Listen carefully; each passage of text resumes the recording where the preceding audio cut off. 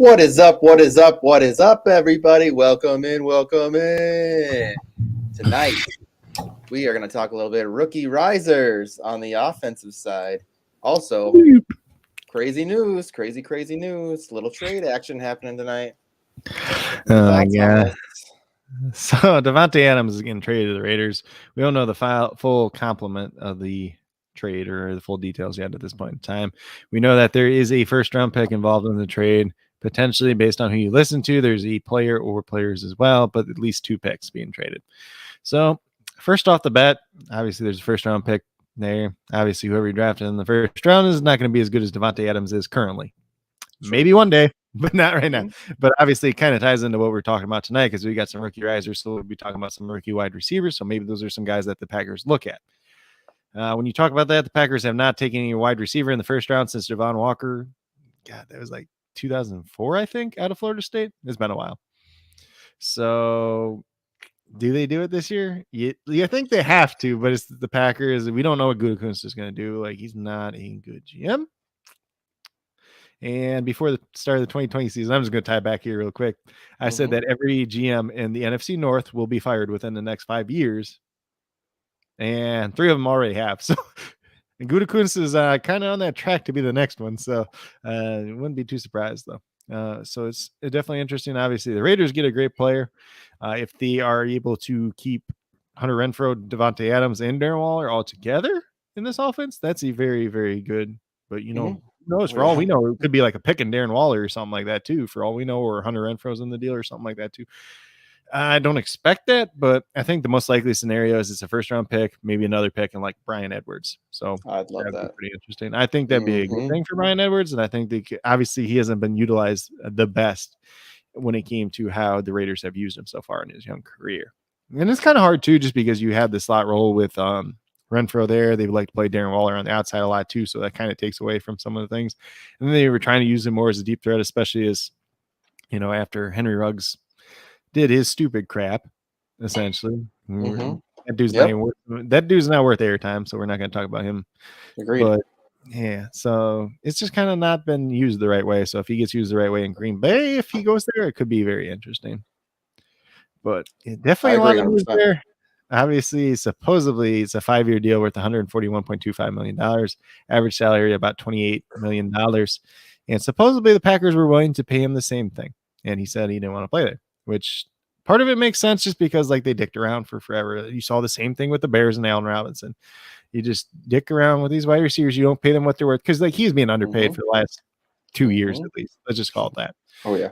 So he's making, $15, $16 million. I don't know the number off the top of my head. And going into last year too, he said for the contract extension, this is what DeAndre Hopkins is making. So it's $27.5 million a year, annually, essentially. And he's like, let's start the discussion here. And the Packers pretty much just said, okay, let's just start the discussion at like $15 million, which is pretty much what he was already making. Like spit in his face. Yeah. So like it got to the point where they're like Davante Adams' camp just was like, we're not going to get anywhere. We're not going to even talk about the extension until the season's over. He's like, I ain't gonna hold out because I know because he's like, I'm a guy that didn't grow up with a whole bunch of money. So I'm not going to give the money back to them. But it was a kind of a long time coming here, and unfortunately. And if you believe what Ian Rappaport reported, that Aaron Rodgers supposedly knew that Davante Adams would not be back. Then that makes a whole interesting thing. If he didn't know, then who knows? Aaron Rodgers could be like, well, I'm going to get traded now, or I'm just going to retire. Screw this, Yeah, it'd be crazy. If Aaron Rodgers were to retire right now, dude, the Packers would be absolutely effed. No joke. Or what if or if he demands a trade? Like, what if he's just like, yeah, I don't want to be here now. You just screwed my dude over. Like, I don't want to be here. No, I agree. I agree 100%. It would be crazy. It would be awesome. As a Vikings fan, it would be great. Especially since they've been freeing up all this money too. So obviously the guys gave some guys extensions and stuff, but a lot of the money was kind of deferred down the road, which could screw them over very, very bad long term. But this essentially means, in my mind, that they chose Jair Alexander over Davante Adams. So he's going to get an extension. If he doesn't get the extension, like if they don't give him an extension, if they screw that up too, then they really screwed up. And then Gutekunst has to be fired at that point, pretty much. So let's just say what's up to some of the guys that are here in the chat. What's up, David? What's up to some of the guys that are here in the chat? What's up, David? What's up, man? Appreciate you always being here. And what's up, TD? What's up, Terry? Hope you guys are enjoying the little bracket we got going on. Appreciate you guys joining on the bracket. That jersey, man, that jersey's going to go home to somebody worthy. Yep. And right now, it looks like Craig's in the lead. If I'm right, it looks like Craig's. I think so far I only got one wrong. So yeah, my bracket is. I did not make some good choices this year. This is probably the worst year I've done on a bracket starting. But I think I was telling David, or I was telling somebody. I was like, first round.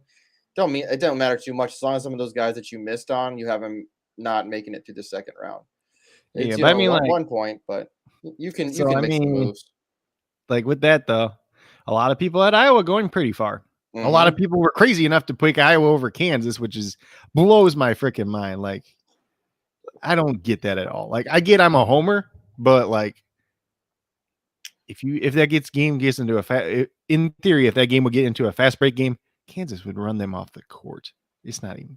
And the thing with Iowa too is they have one really good player, and if he doesn't have a good game, you're probably not going to do well. And Keegan Murray had like 14, 16 points today.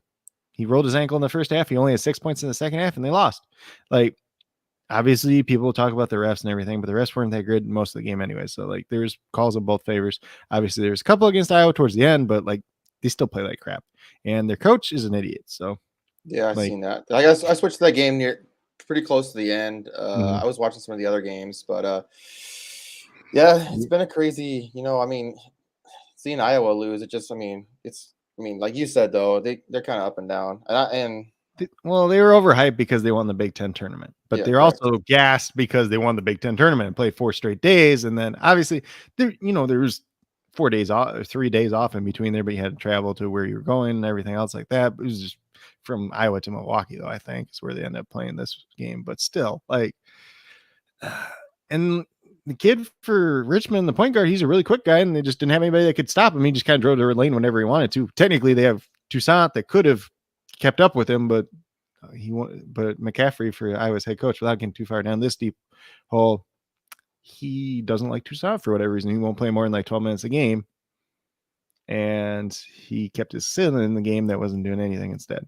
So, but David's saying UConn needs to get it together. Yeah. Man, I need to get the games on one, but I almost picked New Mexico State. That was a toss-up game, anyways. Really. Yeah, it's a crazy start to this, but I mean, I picked Auburn to go all the way. Like I was telling, I know, I was telling you before this though, or earlier today, that Gonzaga obviously had the best percentage, just because obviously many times they've been here. I mean, many times they've been doing this, best chance to make it all the way through, but they haven't made it as far as some of these teams have. Yeah. But the second best is Kansas, so they're with the best percentage. Mm-hmm. So I mean, and even when you look at it, those are 2 teams that are older, at least too. Mm-hmm. So Gonzaga, outside of God, what's his face? I can't think of his name right now. The really tall, skinny guy. The guy I was talking about earlier. Yeah, Timmy, and then I can't think of his name right now. But then obviously Nemhard, man, he almost had a triple-double. Yeah, but I mean, like they were playing against Georgia State that has a bunch of short guys, and all their 3 big guys filed out like with 12 minutes left in the game. So I thought one of their main guys got hurt. Yeah, somebody got hurt too. Yeah. And then 3 guys filed out too. So they had like a freshman playing that like barely played this year. Like it wasn't. And good. They were still keeping up. And they were still keeping up with Gonzaga. Well, until that point. Once the guys filed out, then it was over. Yeah. So that's kind of that. We'll get into some football talk though. What up? Yeah, TD, about that trade. Let me know a little bit more details on that trade, because if it's all 3 in a trade, it might be a little bit harder to think about. I mean, Gabe Davis, if you're just trying to trade for Gabe Davis, you're just trying to trade for Hunter Renfrow. If you're just trying to trade for Kenneth Gainwell, that's something maybe we can talk a little bit more about. So give me some details. Yeah, I'm not sure exactly how you feel on Kenneth Gainwell like right now, but I would not be giving up a lot for him, honestly. I know like people think it's going to get better this year. I just don't. Like, he's a 5th round draft pick. The dude can't, like, at his pro day, he got up to 201, but like when you looked at him last year, he was pencil thin. Like, there's flashes there. I like Renfrow and I like Gabe Davis, but right now, Gabe Davis and Renfrow, I mean, maybe Renfroe might be a little bit of a downtick. People might think right now, just with the Devontae Adams trade going in. So maybe you can make a push for it and maybe get a little bit more or give a little bit less and get more, because I still think that Renfroe could still eat with somebody like Adams in there. But, Gabe Davis is going to be somebody probably hard to acquire, especially with how good the end of his year he had, a ridiculous end of the season. So it might be a little harder for someone like that. But Gainwell, you should be able to get pretty easily, just my opinion. Yeah. So obviously, Renfroe goes down a little bit with Devontae Adams being traded there, but I still think he get fees. I still don't think all three he was that high. Like, he was not valued as highly as he should have been in the first place either. So that was the thing. Like, in Dynasty startup drafts, you're still getting Hunter Renfroe way later than you should for a guy that finished the top 15 last year. Yeah, but here's the thing: is like I feel like with somebody now, like with Adams there in the field, I feel that he's going to take a little bit more off the top for everybody else. They're going to give him a little bit more opportunities. Take a little more double coverage, I think. I mean, Waller too. Waller was getting double covered. Now they have two of these guys that can be elite. And if Waller's still there, I mean, Renfroe could eat. They need a guy that can be a deep threat, because Devontae Adams really isn't a deep threat either. He's a guy that dominates the first 20 yards of the field, essentially. Like, he can get deep every once in a while, guys, but it's not like that's not what he's going to do most of the time. Maybe I misspoke. Maybe I just meant that he's probably going to take a little bit more coverage away. No, he'll roll coverage over, and Darren Waller will roll coverage over. It's going to open up the middle of the field still for Hunter Renfroe, and it's still going to be good because he's the Josh McDaniels system and everything still. So it's all going to be good. They just need a vertical threat too somewhere. So this is definitely a good opportunity, TD, if you want to take a shot on someone like Renfroe. Yeah, go after him and maybe offer a little bit less than you were thinking, because somebody might be scared now, Yeah. And I don't mind like going after Gabe Davis too. I think you can still get him for a reasonable price, just depending on who has him in your league and how they kind of value him too. The games that he started and played at least 60% snaps this year, he averaged over double-digit points per game. And maybe the best time that you should have been going after him is when that McKissick news came out. That probably would have been the best time to go after someone like Davis, just because McKissick's, the pass-catching running back. He wasn't going to do it. Even if he went there, he wasn't going to do anything. But yeah, all that you're going to do is the offseason. People get scared off players because no, now someone's coming here. Yeah. I'm telling you. I mean, like, when you look at the grand scheme of things, like, he wasn't, like, even if he went there, he wasn't going to do anything.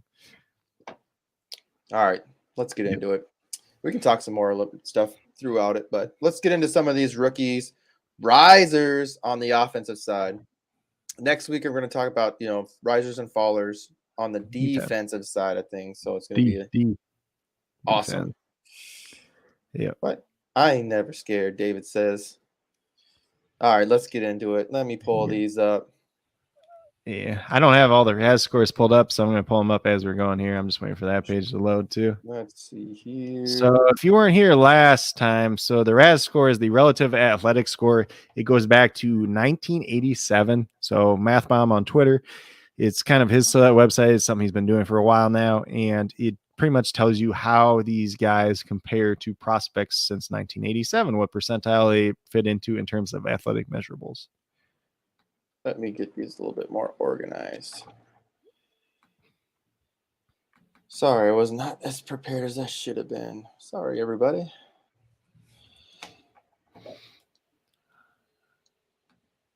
It's okay. It won't even let me do it. That's cool. Well. We'll make it work. Boom. All right, let's get into it. Let's talk about what you want to talk about. Desmond Ridder first? You want to talk about Cole Kelly? Yeah, so we got the quarterbacks first. So obviously, we'll start with Desmond Ridder, probably because that's the bigger name. That's the name everybody knows, or at least kind of knows. And combine-wise, he tested really well. He interviewed really well. Didn't throw the ball the best. He still has inaccuracy concerns there. This is a guy that if somebody really likes them, they're going to draft him, maybe potentially in the end of the first round. He's a guy that's going to sit for a year and kind of learn and develop in a system. Hopefully he goes to a system that can really develop him and some of the inaccuracy concerns that he does have. The good things, like, without getting too far down, like the rabbit hole here, is he's been working with Jordan Palmer, the kind of quarterback guru the last couple of years. Carson Palmer's younger brother. He's worked with a lot of prospects over the last few years. He's been working with him for about 2 years now. Didn't see as much mechanic wise between like sophomore and junior year, but between junior and senior year, he cleaned up his mechanics quite a bit. So that's obviously something that's good. There's still a little bit there that could be fixed and refined, but it's a lot better than it was, at least. Let's put it that way. Let's see. We're going to go over to his RAS score. So Desmond Ritter. So this is all from the combine. He measured in at 6'3", which is pretty good height for a quarterback, 211 pounds, kind of on the bottom end for somebody that's, or it's towards the bottom end, at least for somebody that's size. In terms of vertical, 36-inch vertical. That is in the 96th percentile for a quarterback. So it shows that he's pretty explosive of an athlete. He had a 10'7" broad jump, which is in the 99th percentile for a quarterback. So that's really good. 40-yard dash was they have 4.49 down here. It ended up being 4.42, or excuse me, 4.52 officially. So right up there in the like 98th percentile overall. The 10-yard split's very good. The shuttle and the 3-cone, they are, the shuttle was pretty good. It was in the 73rd percentile. 3-cone was in the middle of the pack there, but not worried about those too much in terms of quarterback, but definitely a guy that's got a strong arm. He's got some legs. He can run around. So I didn't think he's this fast. There were some rumors that maybe run in the 4.4s, which technically the first one before it got corrected, it was 4.49, but he is a guy that can at least extend plays. And sometimes he throws better on the run too. Like that was kind of the thing for the longest time. But the major concerns with him are the inaccuracies, especially throwing deep down the field. So overall, like I said, it was a good combine week for him. He tested very well. He interviewed very well from all the reports we've heard. He's a guy that everything that's come out is he's a very good leader. He's a good family man and everything like that. Obviously, I don't think he's actually married, but him and his fiance have a daughter together too. So definitely when you see him talk, he talks a lot about doing things for his daughter and everything else like that too. So I think this is a guy that probably going into the combine, maybe even before the Senior Bowl week too, you're looking at a guy that's going to go day 2, maybe mid to late second round. Now you're looking at a guy that's probably going end of the first round, early second round at this point in time. Still a little bit of a developmental prospect here, but he's got some traits that people kind of like, kind of desirable at this point in time. And with the quarterback class that is kind of this year, I wouldn't be surprised if he's like the third quarterback off the board. He might end up being the second quarterback off the board. I think right now it sounds like Malik Willis is going to be the first, and then probably Desmond Ritter. It could be Sam Howell too. It really sounds like teams are not very high on Matt Corral at this point in time.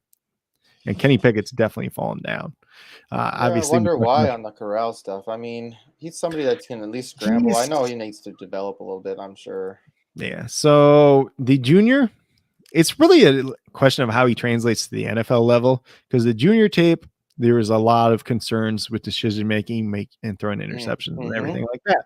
He ran a very, very RPO heavy offense that doesn't translate well to the NFL level. So taking little bits and pieces from that is kind of hard to do it. Obviously, we've seen somebody like Justin Herbert run an offense at Oregon that wasn't very translatable to the NFL. But you've still seen the high upside there. And Matt Corral, it's not quite like that, at least at this point in time.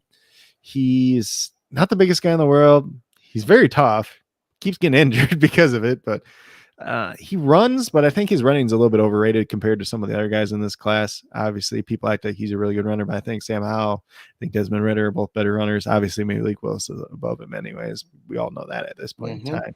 But I think there's just a lot more concerns with him. And then obviously he's got the ankle, so he didn't throw like at the combine. He wasn't able to test or anything like that.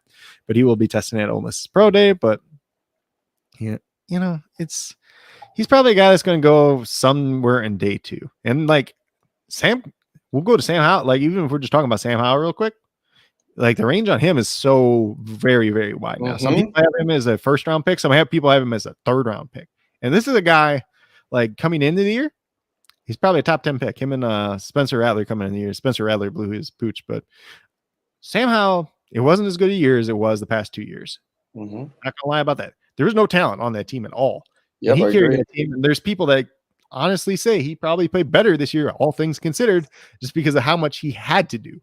So, yeah, the amount of talent he had on the team last year. I mean, they're not this previous year, but the year before. Yeah. So the year before, last year. Yeah, they lost Diami Brown, they lost Daz Newsome, and then they lost Devontae Williams and Michael Carter. So they lost 2 starting NFL running backs, essentially. They lost their their 2 best wide receivers in terms of stats and everything like that. Obviously, neither one of those guys did anything at the NFL level, but that's a whole other story for a different day. And then really he just had Josh Downs to throw the ball to. That's a little 5'9" wide receiver. That's pretty like he's kind of like a Brandon Cooks. He just runs real fast down the field.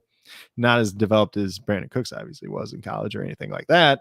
And then Ty Chandler that transferred from Tennessee. So there's a lot more on his shoulders. That offensive line wasn't very good. There's a whole lot of other things there too. He still played really good comparatively to that. It's just kind of maybe the expectations were too high, or like they just expected him to be like just as good as last year. But like the numbers on paper don't look like it, but still a very good year. So some team's going to get a value on him if he slips out of the first round. Like that's definitely for sure. And there's a lot to like there. So that's a whole nother story. I mean, we're not going to talk too much about him in the risers because he's just kind of there. Like he didn't throw the best at the combine is probably what would have expected. There's a couple missed throws there, but like one of the short like out routes a wide receiver threw down, and then he was kind of off timing on the other one, which you'll see sometimes with these guys when they're not used to the wide receivers they're throwing to by any means. And he missed like 2 deep ball throws too, but I mean like Desmond Ridder missed almost all his deep ball throws. Malik Willis missed 75% of his deep ball throws too. So it's not, I'm not going to knock him for something that nobody else did well either. Then probably on the other end of the spectrum, we got Cole Kelly here. So hold on a second before we get into Cole Kelly. Looks like Falcons. Did you see this? What? Falcons are holding back on or pushing back the extension or the bonus, $7.5 million roster bonus for Matt Ryan. They're still trying to figure out if they want to get in on the Deshaun Watson thing. So there is a report from a news source out of Atlanta that Deshaun Watson has waived his written no trade clause and agreed to go to Atlanta. I would love we'll see what that looks like. But in that case, you're talking about when you talk about Matt Ryan, it's probably going to be a 3-team trade at that point, or he gets traded to Houston and then just gets flipped right after that or something. Or he stays on the roster and they have him and Deshaun Watson, because Deshaun Watson's getting suspended at some point this year. And it's going to be at least 8 games. So you would at least have Matt Ryan in that situation to play those games. And then you could all obviously trade him after that, which I mean, the NFL trade deadline is probably like week 6 or 7. So, I mean, even if you got 7 weeks out of Matt Ryan to cover that 8, like let's just say it's 8, for example, I think it should be the full season. Don't know if that's going to be the case. Probably should be, but who knows? Let's just say it's 8 though, and you get 7 weeks of okay play out of Matt Ryan, and you're able to flip him at the trade deadline. Then you just cover 1 week, and then you had Deshaun Watson. That would not be the worst case in the world.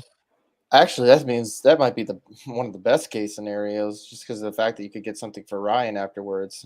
And if he's playing all right, if he's playing all right at this point, good luck with that.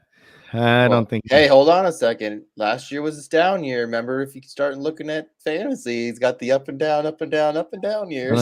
If you look at Matt Ryan when he has not had Julio Jones to throw to in his career, he's been terrible. He averaged 14 points per game without Julio Jones in his career. And no Ridley. Oh my goodness. I mean, he had that last year too, but that's a whole other story for a different day. He's regressed drastically the past 2 years. So what are your thoughts then, before we get into more rookie stuff? Just a really quick, like if Deshaun Watson was to go there, what are your thoughts on Kyle Pitts? It depends if Kyle Pitts is still there. If he gets traded to Houston, he could get traded to Houston too in the deal. Like that's a realistic possibility. Kyle Pitts has been. Did you see his tweet earlier? Yeah, he said something exciting and then zipped his lips and then they deleted it later. And then they just signed Casey Hayward, which a fantastic deal. 2 years, $11 million for a good corner. And you have him and AJ Terrell. Well, that's another thing though too. AJ Terrell, like say they trade for Deshaun Watson, AJ Terrell could be in that deal too, because he's a very, very like he was the top graded quarter according to PFF last year. So maybe that's why. This could be some I love the offseason. Some just crazy stuff happens. Because it's not like so if that deal got approved, the Falcons have to make up the difference somewhere, and they don't really have a bunch of picks or anything like that. I mean, I think the Julio Jones trade got him a 2nd-round pick this year, but like it's not like they have extra first. It's not like they have a bunch of other picks or anything like that. So they're probably going to be some type of players being moved in the deal. And when you think about the Falcons, they don't really have that many good players. So is it a Kyle Pitts? That Julio deal was actually good for them, though. That was a good deal for them. What? 2nd-round pick for Julio, an aged Julio. When you look at it now, it was a good deal. When you look at it at the time, it probably wasn't a good deal. Because they could have got more Julio's at the time, but Julio's done. He ain't done. I don't think he's done. Where's he gonna go? Didn't they just release him? Yeah, they cut him, but it saved money. He'll go somewhere and the Bears. He's gonna be a Bear. Maybe. I don't think nobody wants to play for the Bears, honestly. Yeah, no shit. Supposedly, without going too far down the rabbit hole, Juju is the most likely wide receiver to sign with the Bears. He went bowling. God. He supposedly went bowling with Justin Fields and Darnell Mooney 2 days ago. He's just looking for TikTok companions. That's all that matters. Hey, all right, let's get. They got to do something with the Bears because they ain't going to be winning. So they should just keep losing because they need the picks. They just need to rebuild at this point. They need to rebuild. They traded the picks for Justin Fields. I mean, Juju's young enough to be somebody to rebuild with because he started so damn young. He's only 26 now, so that's a whole nother story for a different day. Though we could probably just do something talking about that stuff. Yeah, we got some more stuff coming out. This is the off season, and we're growing. This channel is going to be growing. So we got. Let's talk a little Cole Kelly though. Let's get into it. Let's see. I'm just clearing something real quick. So Cole Kelly, pretty much nobody heard of this kid like essentially before like we got really into NFL draft season. So I believe I might be wrong about this, but he essentially started his career at Arkansas. He ended up transferring to what was the school? It's like Southeast Louisiana State. Essentially, it's the FCS school. Big kid, 6'7", 250 pounds. So he's a big boy. He got a big arm. That's kind of what you like about him, obviously. He was the Walter Payton Award winner last year in the FCS, which is the top player, is the Heisman for FCS level, essentially. For as big as he is, he can move a little bit. Not like fast or anything, but he can at least move. When it comes to, when you're talking about all these these are all day 3 guys when you're talking about developmental quarterbacks. Obviously, when we talked about the fallers, we're talking about Caleb Ellaby maybe being that quarterback 7, that top developmental quarterback. The first guy picked on day 3 out of that quarterback class. Well, he kind of fell off. And now we've seen Cole Kelly kind of rise up. And I'll give credit to, I can't remember who it was with Christian Williams, but Christian Williams, so he's like C. Williams NFL on Twitter. So they were kind of the first ones that I heard to talk about Cole Kelly. Obviously, he was at the Shrine Bowl game there. He played reasonably well there. But you're talking about a backup quarterback that you're kind of develop here. He got a big arm. Looked pretty good throwing the ball. Can't really say too much else about him. But in terms of guys that rose, like I said, Caleb Ellaby fell down. Bailey Zappi probably solidified himself as QB7. Cole Kelly could be QB8 in this class. I think there's 8 draftable quarterbacks in this year's class. Top 6 that we talked about pretty much that everybody talks about at length. You got Bailey Zappi, you got Cole Kelly after that. Those are the 8 that I think are going to get drafted, and then Caleb Ellaby might get drafted. Those would be the top 8 quarterbacks for this year that are going to get drafted, and then maybe Ellaby gets drafted after that. I mean, there's EJ Perry out of Brown that kind of tested pretty well too. Like he's fast, he's quick for a quarterback. He's kind of raw, doesn't have the biggest arm in the world, and he's kind of hit or miss throwing the ball. There's a chance he gets drafted too. There's been some teams that are linked to him but it could just be undrafted free agent type of thing where he doesn't get drafted and they sign with them. And then it's kind of a third stringer practice squad guy and then goes into training camp and everything else like that. But I think Cole Kelly is going to be one of the guys that get drafted. Obviously, when you talk about he went to Arkansas, he's got that big size. It kind of reminds you of Ryan Mallett just because of the same size and everything else like that. Obviously, Ryan Mallett did not turn out well, but Ryan Mallett was a guy that also had a lot more expectations coming into the NFL level. And Cole Kelly didn't actually do any of the measurable tests. I'm not sure exactly when their pro day is. So obviously, if you look at the 6'7", 250 pounds, he's 99th percentile on both those in terms of quarterbacks, which just because he's huge. There's not too much else to say about him. Obviously, just a developmental guy, big arm, threw the ball well at the combine. He actually, when the wide receivers and the running backs did all their drills and stuff like that, he was one of the quarterbacks that had to do a lot of the throwing there too. So you at least seen some of that. So you got more opportunities, more eyeballs on him at least.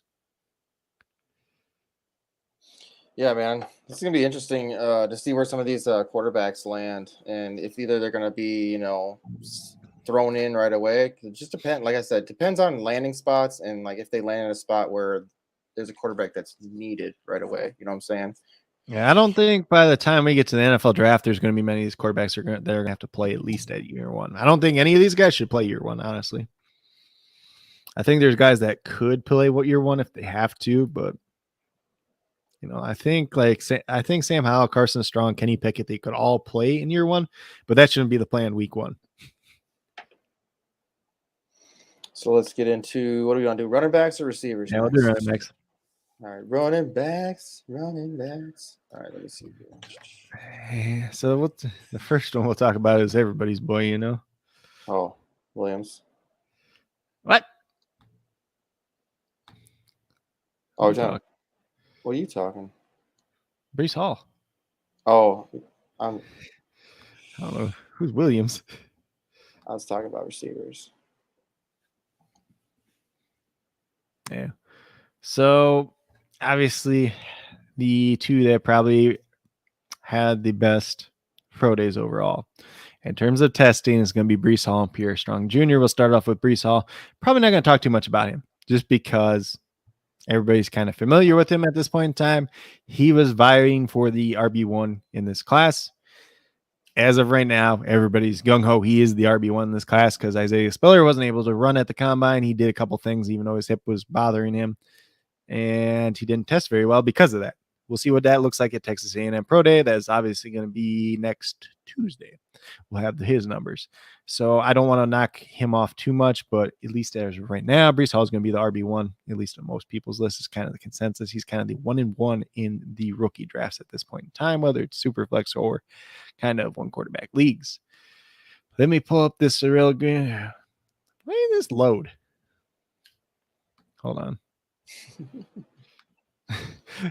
Well, like I clicked on the thing, and it was there, but so Brees Hall, he is 5'11" and 217 pounds. Those are both very acceptable numbers for a running back at the NFL level. So we don't have any concerns there. He had a 40-inch vertical, so 97th percentile there. A 10'6" broad jump, 94th percentile there. He ran a 4.39, which is the 97th percentile for running backs. I will mention too that the running backs they ran, and a lot of these guys' times got adjusted up. So the unofficial times were slower than the official times. So take that with a grain of salt, how you want it to be, whether he actually ran a 4.39 or whether he ran a 4.44. Either way, he's fast enough to play running back at the NFL level. We don't have any concerns about that. 10-yard split was very good at 95th percentile. Overall, he is a 99th percentile athlete at the running back position. He is supposedly like top 10 since 1987 at the running back position in terms of an athletic perspective from the combine. That is very good. Obviously, he's got a lot of production at Iowa State. There's not many questions you can have about Brees Hall at this point in time. I think Brees Hall and Isaiah Spiller are very, very safe running backs. If you're taking them in fantasy football for your rookie draft, you're probably going to be happy with both of them. Obviously, the landing spot's probably going to depend which one you take first.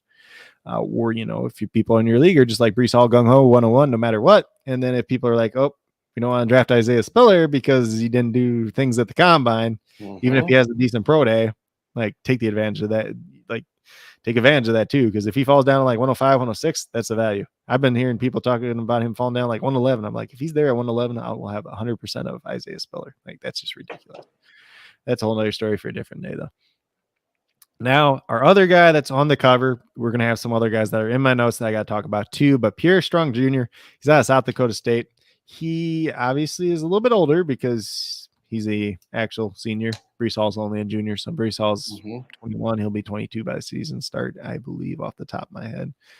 But Pierre Strong, he's already 23, I believe, off the top of my head too. Let me pull up these scores real quick, though. So obviously the concerns about him was he went to an FCS school. So when you see him on tape, you think, yeah, he's fast on tape. But he's playing against FCS guys. So is he just fat? Is he actually fast, or is he just fast for that level, essentially? That's a lot of questions that people will have. But he came out of the combine. He was 5'11".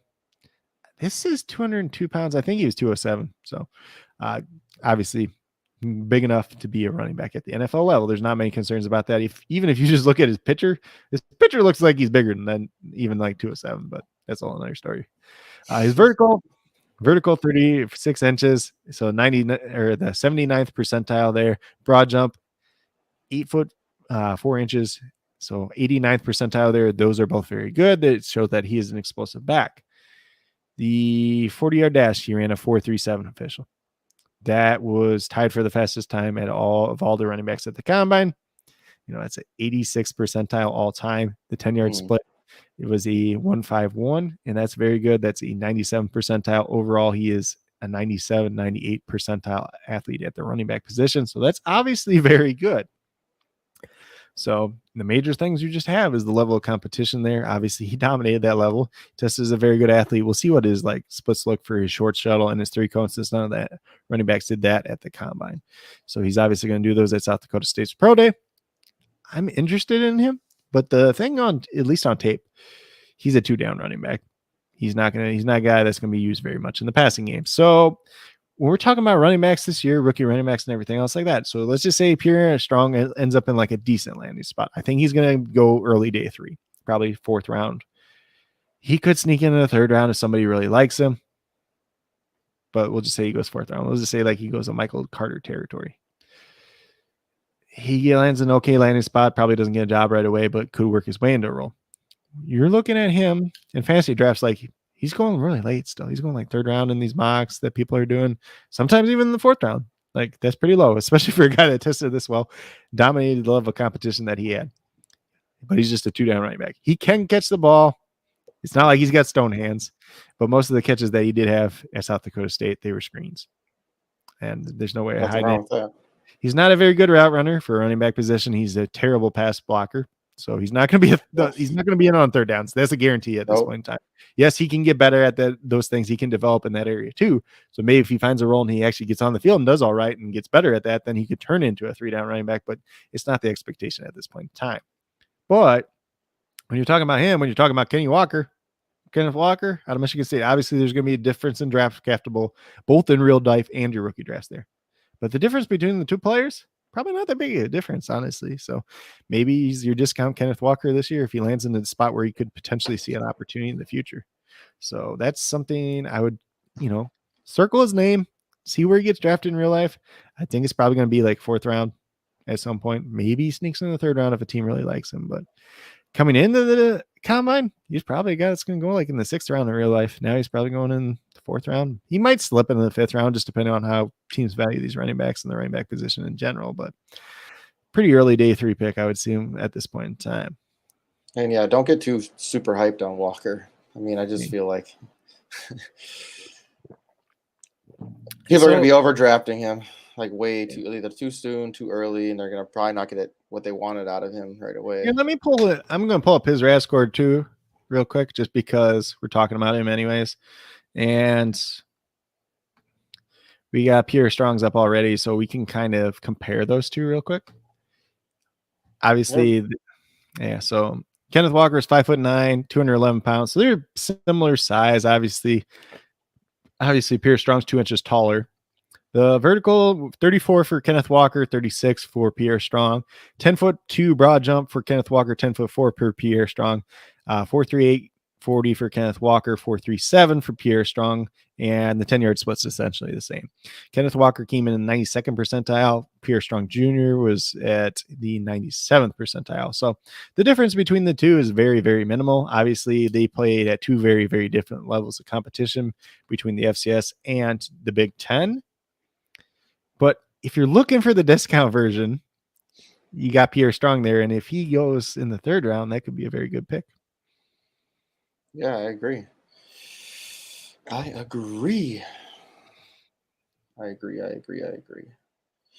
Yeah, I mean, it's just really so Breece Hall. I mean, let's see, what's a team that he could land with? Do you think where he could start right away and be something that's productive running back like he was in college? Atlanta. I mean, Atlanta makes sense. Probably not. I thought maybe one of these guys would go to Miami, but obviously they signed Chase Edmonds, and now they signed Raheem Mostert too. Like, I feel like if they didn't sign Raheem Mostert, and like Kenneth Walker could go there, and it would make sense with him and Chase Edmonds together because they both kind of complement what the other one doesn't do.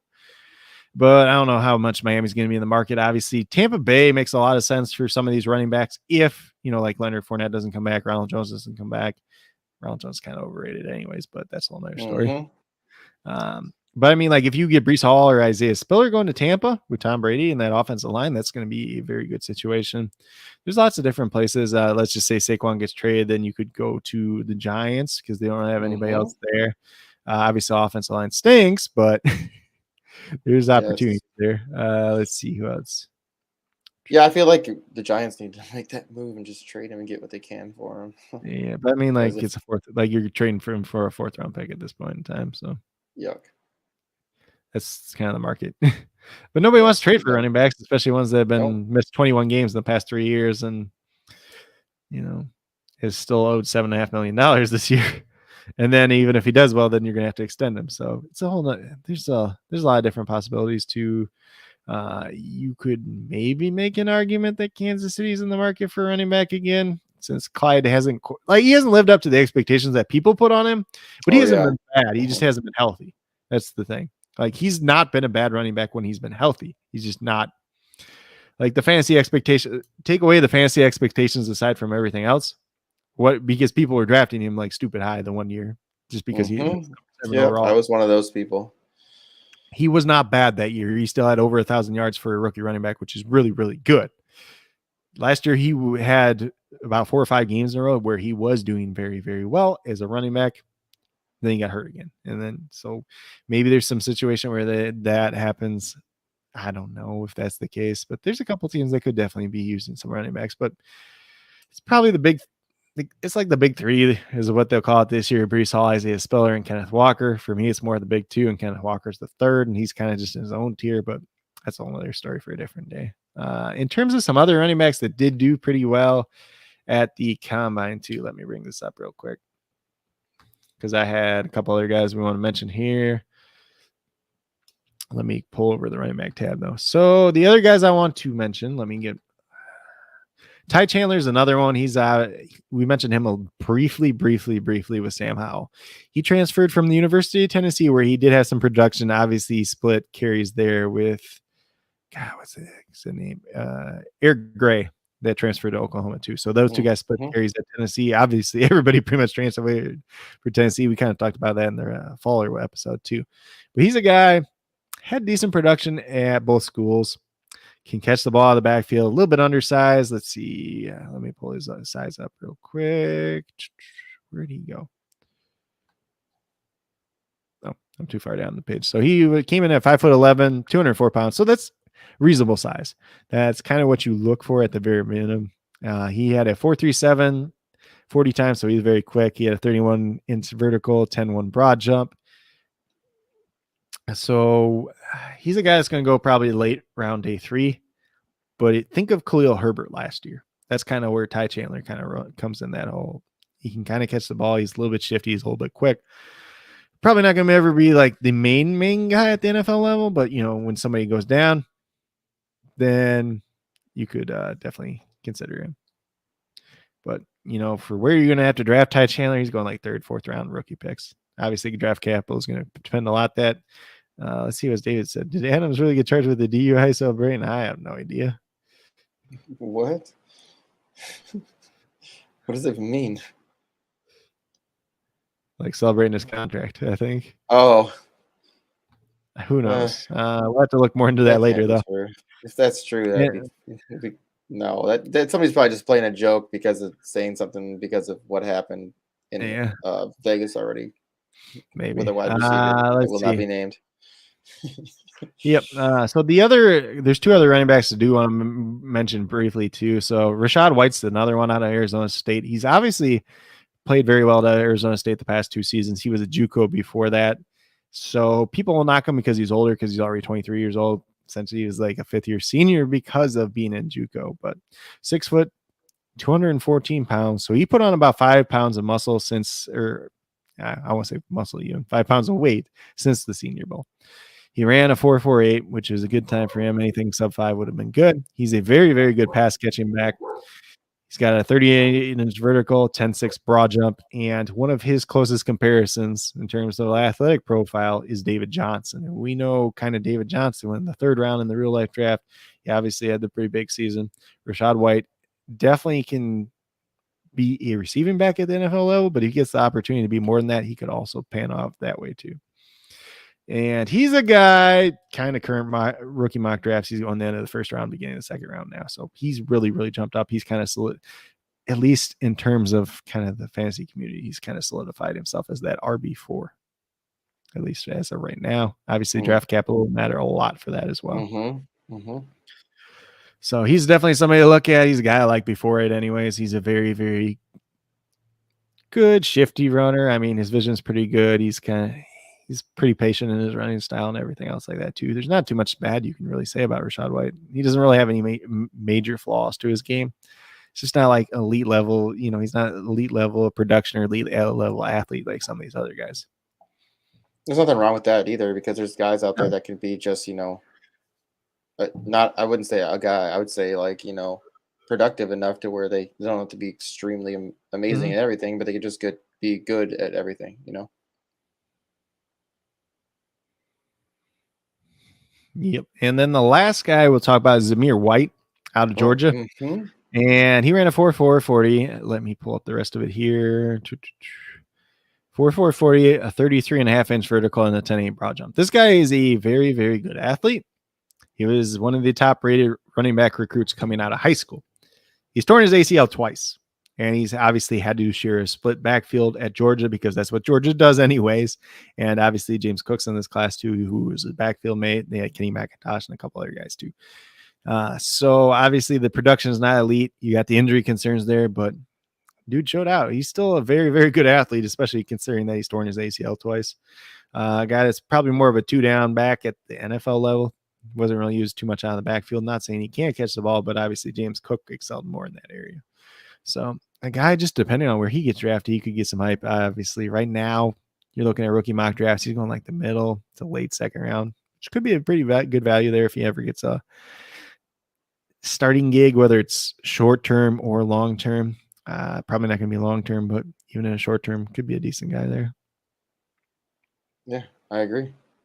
Yeah, that's the major running back ones. Obviously, we talk about Kenny Walker. He had a pretty good combine too. Caught the ball right for concerns that people did have for that. But I mean, like, he still doesn't look that fluid doing it. So it's probably not going to be something he does at the NFL level either way. We'll get over to wide receivers then. Garrett Wilson. Hey, Mr. Wilson. So yeah, he's going to be a fun one to talk about.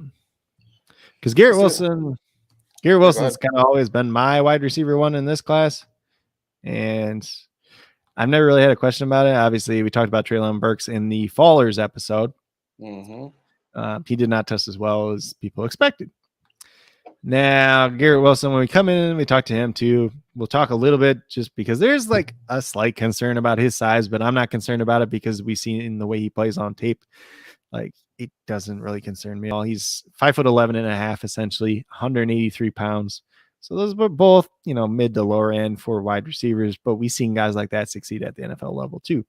36-inch vertical, 72nd percentile all time, 10.3 broad jump, 75th percentile all time. Those are things that are reasonably good. Then the 40-yard dash. This is what a lot of people have questions about him. They didn't think he was going to run that fast. They thought he was going to run maybe like mid fives, maybe low fives. Dude comes out and runs a 4.38. Like, no questions asked. 10-year splits, the 1.53. Those are both very good. So we got 95th percentile for overall, and then the 10-year split is 91st percentile. Don't have any. I've never had any questions about him as an athlete. Obviously, he always plays bigger than his size, anyways. Which some guys you'll hear that and it doesn't translate to the NFL level, but I don't think it's going to be a concern for him overall. The shuttle time was a little bit slower than expected, especially for somebody that's very athletic and as shifty as he is, but it just could have been a bad day too. So not too worried about that. He's a guy that has a very good chance, like before combine, maybe the middle of the first round. I wouldn't be surprised if he's like top 10 pick. I mean, like if the Jets, did the Jets sign a wide receiver yet or not? No, I don't think so. I can't remember. I don't think so. But if they took him at number 10, I wouldn't be surprised. If Cleveland takes him at 13, I wouldn't be surprised either. So he's definitely a guy that's going to be up there. There's really not too much there. Like, and you hear like compared to Justin Jefferson just a little bit because people, worried how fast Justin Jefferson was going to run. Then he comes out and runs like a 4.44 or a 4.43 or something like that right away. And then so Garrett Wilson was kind of the same thing. He comes out and runs a 4.38, only runs it once and says, that's good enough for me. Just proved you wrong. Much. And like, he's just a very, very talented wide receiver. I would not be surprised if he's the best wide receiver, in the draft. Like, I like him. He's amazing. Yeah, and then on the opposite end, we got Christian Watson. So got another FCS guy. This is a guy that had a very strong Senior Bowl. Really impressed there, and obviously dominated the combine. We can't say too much there. So he's a rare blend of size and speed. So I'm going to pull up his RAS score real quick too.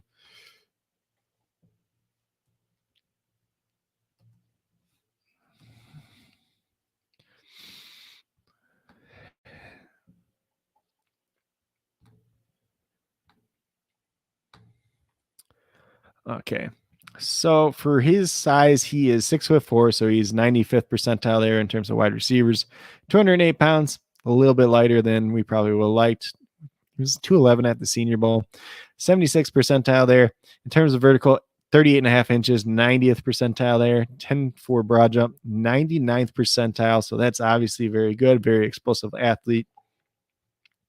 And then for the 40-yard dash, 4.36. So he's the 97th percentile for wide receivers in the 40-yard dash. 10-yard split is 1.45, which is in the 99th percentile. Overall, Christian Watson, he has a 10 score on the RAS, which means he's in the top, like essentially 1% of all wide receivers that have ever tested at the combine. So that's very, very incredible there. Obviously, at the questions about Christian Watson has been level of competition at the FCS level. He didn't have a lot of receptions and targets and everything else like that, but you have to remember this dude played at North Dakota State. They had Trey Lance, part of the time, and Trey Lance threw the ball maybe 14 times a game. North Dakota State, the run heaviest teams of all the FCS. They're also a team that usually blows out their opponent. So guys like Christian Watson probably aren't even playing the fourth quarter anyways. So there's years where he only had like 43 receptions, but he had 700 yards and like 8 touchdowns or whatever too. This guy's a deep play threat, had a very clean release package at the Senior Bowl. He's a guy that started off when we were going into the NFL draft. This was a day 3 guy. This is a guy that was probably going to be a 5th round pick. Dominates the Senior Bowl. Best wide receiver there. Clear day 2 pick at that point in time, probably. Comes out, dominates the combine.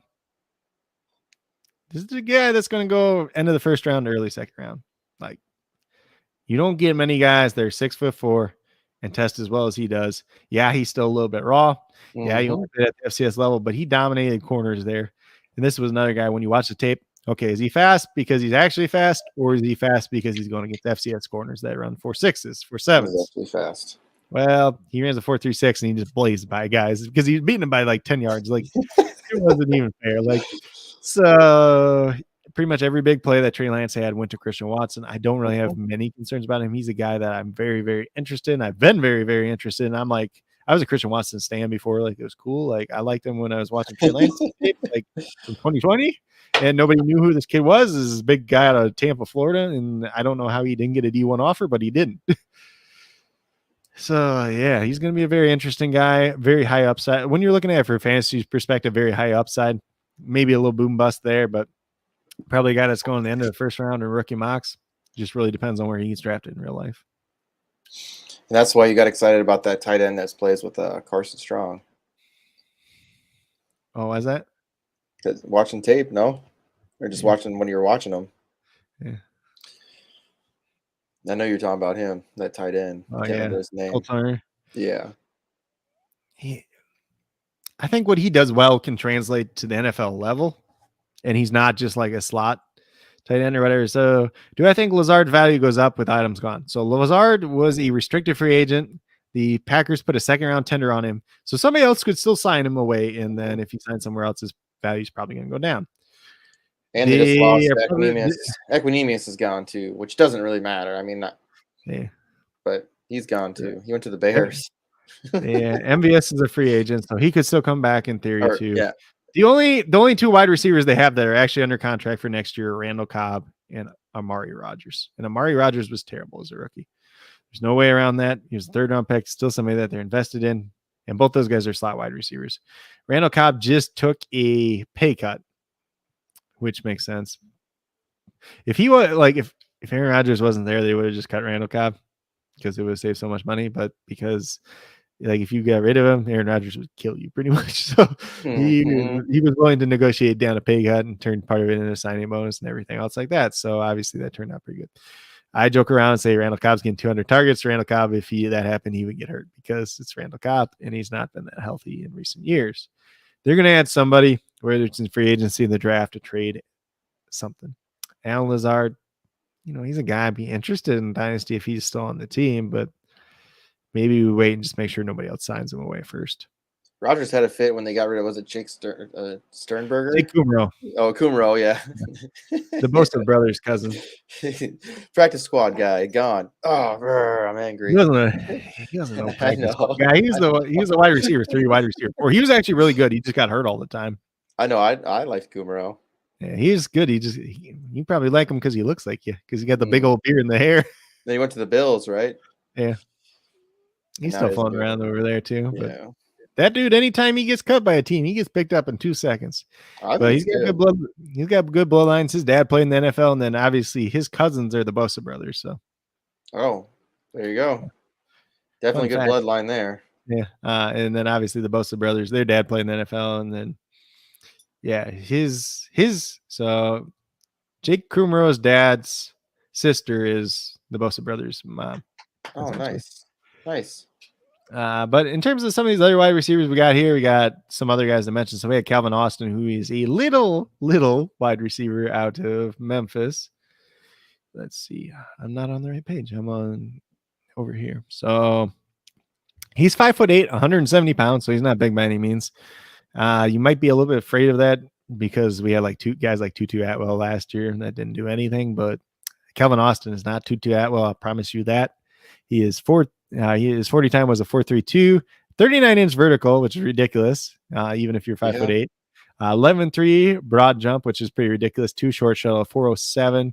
He did not do the 3-cone on the bench, but this is a guy that was very productive at Memphis. This is a guy I pretty much forgot about it for a while because I was watching tape last year. I watched obviously Kenny Gainwell tape. I watched DeMonte Coxey, who was a terrible wide receiver at Memphis. That was a draft prospect last year. I don't think he got signed to practice squad, but you want to talk about terrible pro days. He had a terrible pro day.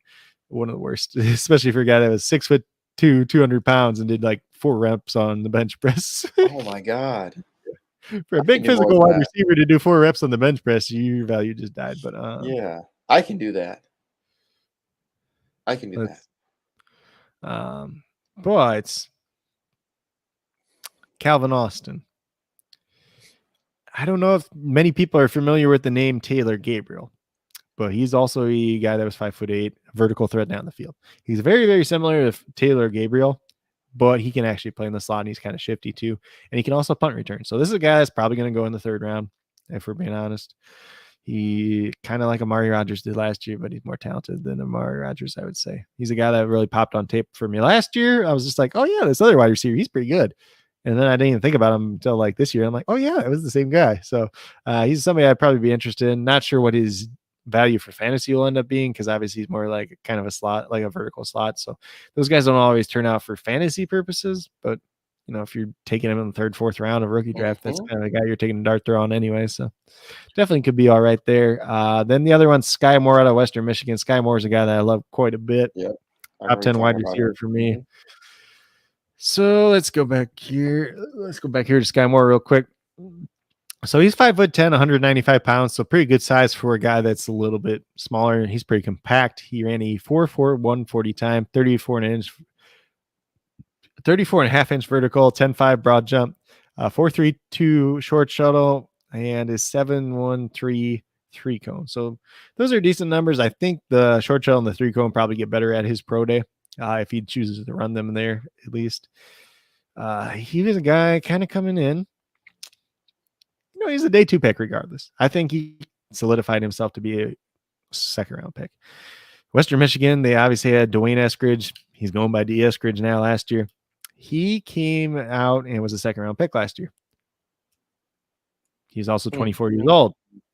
He's also worse than Sky Moore. So if he can go in the 2nd round, Sky Moore is probably going to pretty easily go in the 2nd round. I wouldn't be surprised if he goes early 2nd round either. Guy that's probably super hyped about Eskridge too. Everyone was super hyped about him. Eskridge? I know. He's kind of quick, but like he's just old too. I know everyone just got hyped about him. I don't know why everyone was overhyping him so much, because he was going to go play with Russell Wilson. Cool. Yeah, I mean, there's people that hyped him up before the draft too, but he kind of did something well, but at least at the NFL level, he showed he can't. Like, he had a concussion and he was on IR for a while, but after he came back, like, he didn't look good either. Like, Carolina's out on Watson. Cool. And then, so Sky Moore, definitely interested in him. He's a guy that's probably going to have to play slot at the NFL level, 5'10". But a lot of people are comparing him to Deontay Johnson too. So that could be pretty interesting. So depending on where he lands, going to be a valuable fantasy asset. Rookie mock drafts he's going right now, usually early second round. Not a lot of times he's going in the first round, but maybe if you liked Elijah Moore last year, maybe you like Sky Moore this year. I actually put out a tweet that said Sky Moore over Elijah Moore, and everybody freaked out about it.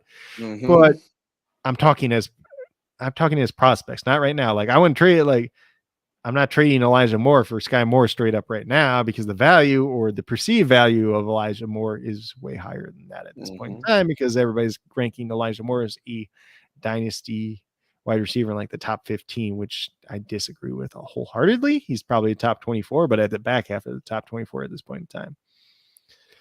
But that's my opinion. If you have a different one, that's perfectly fine too. Let's see. I see you had David's question there. What would you do with 4 picks in a row starting at 6'11"? Well, it really depends on who's available there too, and what the rest of your team looks like too. So I said, David, I'll shoot me like a picture of what's going on there, and then I'll get you some advice, buddy. You know, I got you always. Yeah, if you let us know some more details, definitely going to help you out there. And the last guy I'm just going to throw out here too is another FCS wide receiver out of the University of Northern Iowa, which has a special place in my heart because it's 20 miles away from where I went to college. So I spent a little bit of time down there. I lived down in that area for a while. Isaiah Weston. He is 6'3", 214 pounds, so he's got some good size of wide receiver. He ran a 4.42. He had a 40-inch vertical, which is really good, obviously, a 10.3 broad jump, and he had the most reps of any wide receiver on the bench press at 20. So I have not seen any film of Isaiah Weston. I don't really know too much about him otherwise, but he had a very, very strong combine. This is a guy that probably is going to go undrafted because nobody was really heard of him before, and now he's probably going to be a late day 3 pick. You maybe draft 6th, 7th round, because he obviously has some physical tools that could potentially be developed. If nothing else, you draft him and he's a special teamer. He's a gunner at the very least. And then you try to develop him as a wide receiver, see what he is. When you're talking about like dynasty rookie drafts, probably not somebody I'm drafting there unless he gets better draft capital than expected, but maybe a guy you pick up off waivers after your rookie draft goes by if you have a couple extra spots available.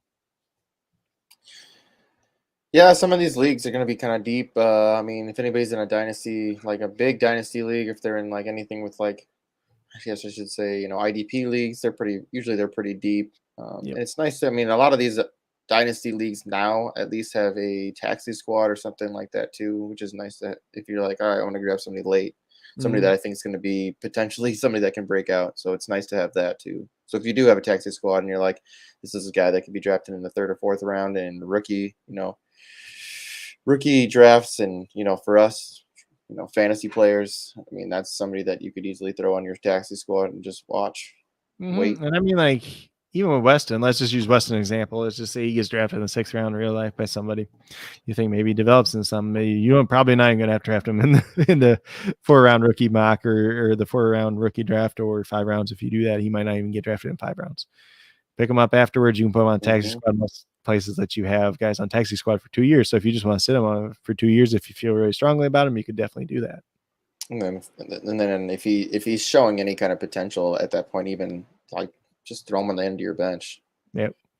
There's definitely people out there that you can drop. Like there's always droppable players on your team. There's always is. So we'll get over to the last fantasy relevant position, that is, at least at the tight end position. So I think it was a very interesting combine at tight end. Obviously, we talked about some guys that kind of fell, but we got the ones up there. So we have Daniel Bellinger, which I didn't really know too much about this guy ahead of time either. He went to San Diego State. He's arguably the best blocking tight end in this class. That's a good thing. People had questions about his athleticism, and he answered those rather easily. So let me pull this up real quick for the tight end position. And so he's 6'5", 253 pounds. Very, very good. He ran a 4.63 40 time, which is very good. 36.5-inch vertical. That's good for tight ends. Tight ends not named Kyle Pitts. Let's put it that way. Or Vernon Davis or guys like that, But 10.5 broad jump, 4.47 short shuttle. That's probably middle of the pack. And then a 7.05 three cone, which is pretty good. And 22 reps on the bench press, which was third out of this group of tight ends. So a very good athlete, a very good blocker. Probably somebody that's going to go late day 3. Probably somebody that's going 4th or 5th round in real life now. So he jumped up a couple spots. When he was running, not the smoothest route runner, I'll say that, but he had good hands. When you saw these tight ends go against that little sled, you can tell the technique's there. You can tell this is a guy that's a very good blocker. He's taught well, and he likes to block. And I was listening to a little podcast. It was from, I can't remember the name of the podcast, but it was a Detroit Lions themed podcast, and they were talking to him at the Senior Bowl. And when they're talking to him, he's like, I love blocking.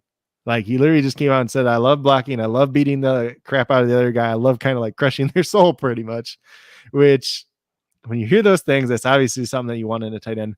Maybe he's just a blocking tight end at the NFL level, but he does have that athleticism that he could potentially be more. He was not asked to be too much more in college, but he still had 30 receptions in one of the years too. He had 20 the year before that. So it's not like he was completely useless in the receiving game, but he does offer those athletic traits.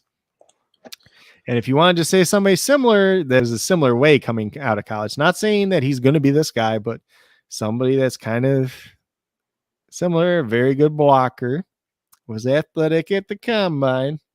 George Kittle. George Kittle was drafted in the 5th round. He's known as a blocking tight end. He's showed athleticism at the combine. Yes, Bellinger is not as athletic as George Kittle was, but there is comparisons there. If he develops as a tight end, he could be somebody that's a little bit interesting. So maybe you're taking a flyer on him. He's probably, like, if you're drafting your rookie draft, if he gets drafted 5th round in real life, you could probably get him in the 4th round of your rookie draft and take a shot on him. Obviously, sometimes tight ends take a while to develop, thus the taxi squad. Yep. Then the other guy that's up there, we got Jelani Woods. He played at Virginia this past year. The only pictures that we could find with his whole body were from his Oklahoma State days. So that's why we got the Oklahoma State one up there. He initially was a quarterback at Oklahoma State. He converted to tight end, then he transferred to Virginia after that. So must be a big dude. Yeah, he's very, very big. Let me pull this back up again too. Jelani Woods. So he's 6'7", 259 pounds. He ran a 4.6 140 time, which is ridiculous for somebody that size. So he also like a Mo Alley Cox type. What? So like a Mo Alley Cox type. Kind of. Or is he like 6'8", right? Cox is huge. Yeah, I don't like talking about Molly Cox anymore. I know. I'm just talking about but he had 24 reps on the bench press too for a guy that was his size. In terms of length, that's good. When he did the box set drills for a guy that's as tall as him, usually those guys struggle. He looked pretty good there. Looked pretty good, decent running routes. Showed decent hands. He played well at the Shrine Bowl. He was not at the Senior Bowl. He was at the Shrine Bowl. So this is a guy that was kind of off in day 3. Maybe sneaks in the back end of round or day 2. Maybe sneaks in the early part of day 3. So he probably went from being 6th, 7th round pick to maybe a 4th round pick. That's a big difference. And when you're talking about guys that he tested well athletically, he's a very athletic guy, and he's a guy that hasn't played tight end that long in his life, and he's blocking as well as he is. That's a good thing. And obviously it's probably going to get better at the NFL level. So definitely somebody to be interested in there. Probably ends up being, that same range where he's the 4th round pick in rookie drafts, unless he gets better draft capital than I kind of even expect. Kind of the other ones that we do have here in terms of tight ends, we got Greg Dulcich out of UCLA. Mm-hmm. If you talk to most draft scouts, they have him as the tight end 1, especially Daniel Jeremiah. He was 6'4", 234 pounds. He had a pretty good Senior Bowl as well. He ran a 4.69 40 time, which it's good by tight ends typically. Obviously, it's not as good as guys like Bellinger and Jelani Woods, but still a very good time for a tight end. 34-inch vertical, 10.2 broad jump, 4.37 short shuttle, and a 3 cone of 7.05, 16 reps on the bench press. So this is a guy that's, when you're talking about tight ends, he's more of a receiving threat. Tested decent, looked good going through the drills. Can't really say too much there. He's tight end 1 for a lot of people, tight end 2 for some people. Some people might have him as tight end 3, but Wademeier's kind of really fell down, obviously, as we mentioned in the fallers. Yep. So Greg Dulcich, definitely somebody to look at there. And then got 2 other ones here. So Austin out of Nebraska, if you're talking about big tight ends, this dude is 6'8", 253 pounds. That's very big boy. His production was kind of hit or miss. Obviously, previously he split time with Jack Stoltz, who ended up playing for the Eagles last year as an undrafted free agent. So, but Allen kind of took over towards the end of last year once Nebraska wasn't very good, and they kind of want to mix him in a little bit more. He ran a 4.83 40 time, which it doesn't sound great, but for a tight end, it's not the death sentence by any means, especially when you're 6'8", 253 pounds.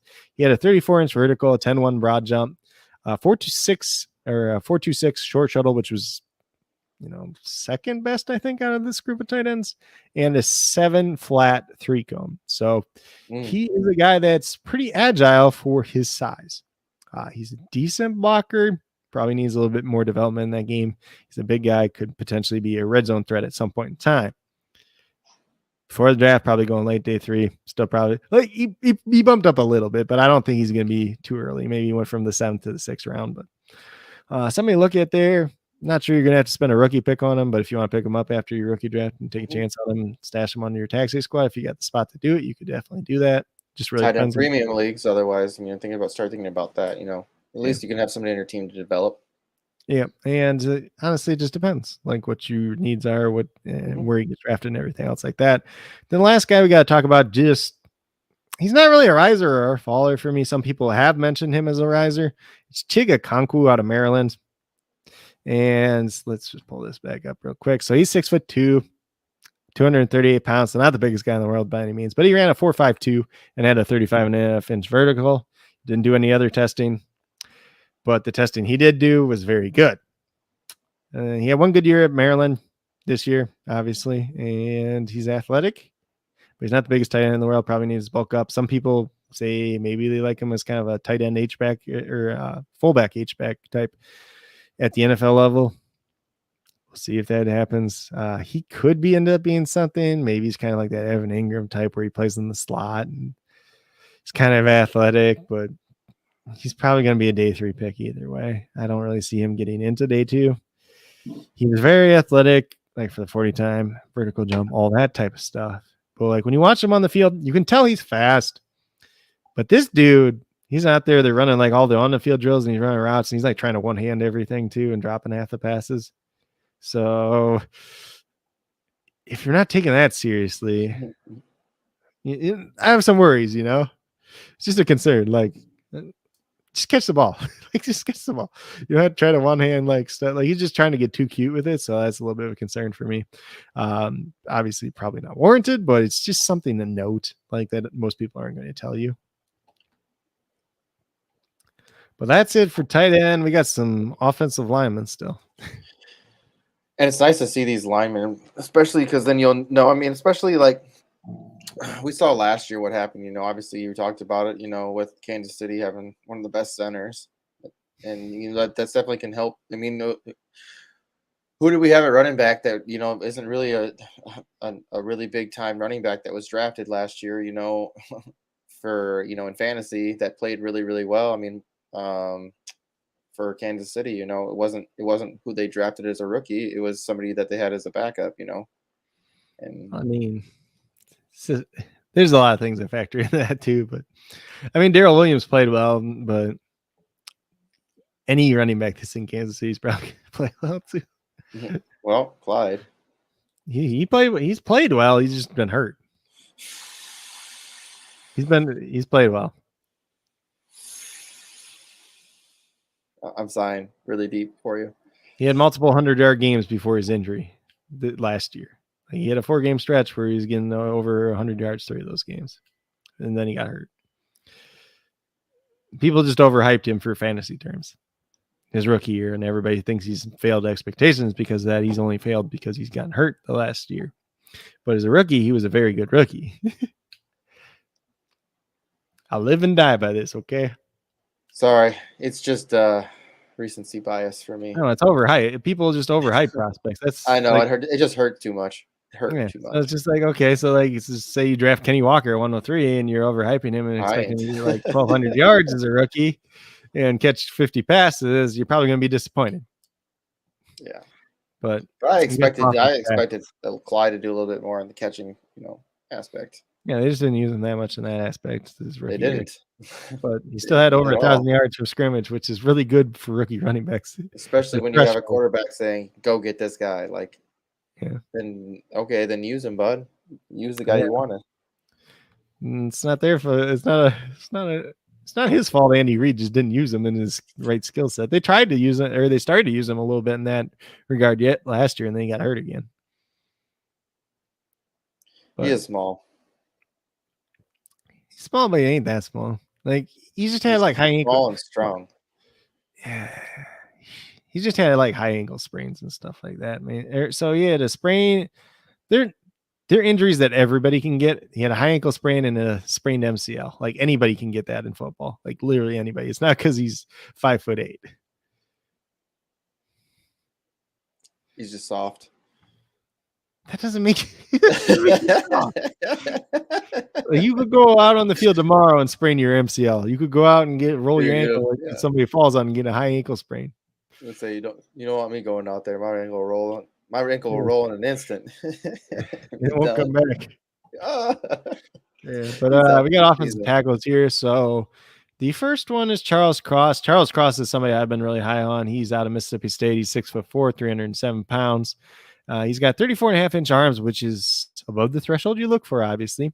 He's got a 4.95 40 time, 26-inch vertical is kind of like the one area he wasn't like super great in, but 9'4" broad jump. Short shuttle was a 4.61, and the 3-cone was a 7.88. Let me just pull this up real quick for his RAS score, just so we get a better idea of him.